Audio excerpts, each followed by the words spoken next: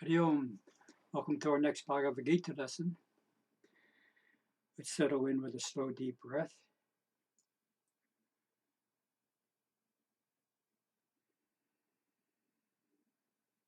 Hari Om Tat Sat.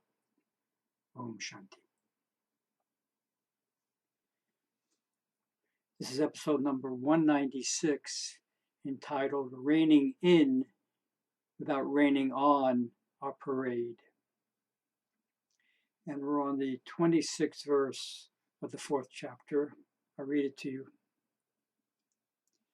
Some make an offering of their senses into the fire of self-restraint, while others offer the objects which the senses contact into the fire of the senses. Sri Krishna is listing different ways that we can perform yajna, devotional offerings to God. In this verse, he gives two ways that we can use our experience with the outside world through the five senses to be supportive of our spiritual life. The first way is to restrain the senses.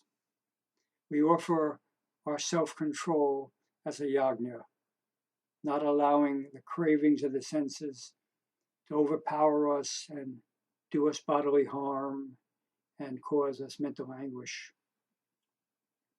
As our system gets more refined, some of the overindulgences lose their appeal and they fall away on their own.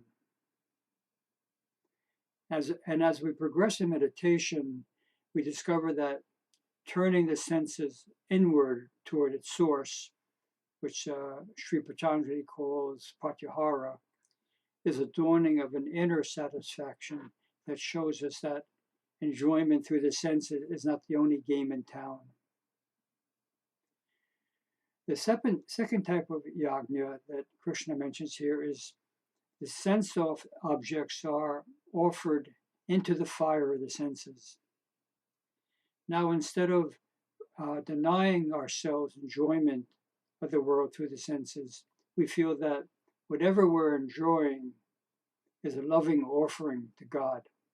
God is enjoying his creation through seeing, tasting, smelling, touching, and hearing.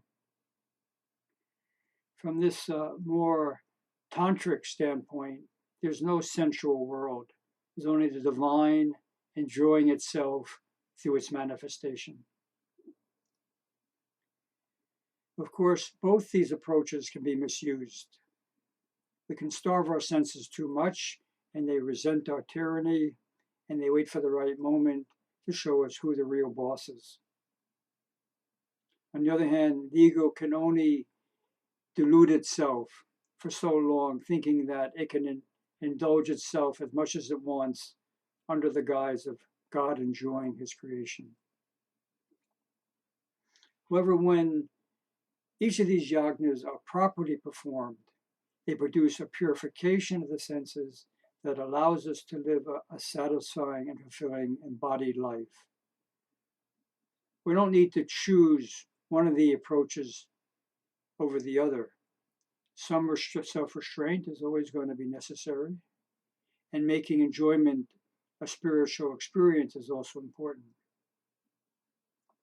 For our reflection, we don't want to enjoy or indulge without awareness of how it's affecting the body-mind. And we also don't want guilt to rain on our parade of enjoying the world.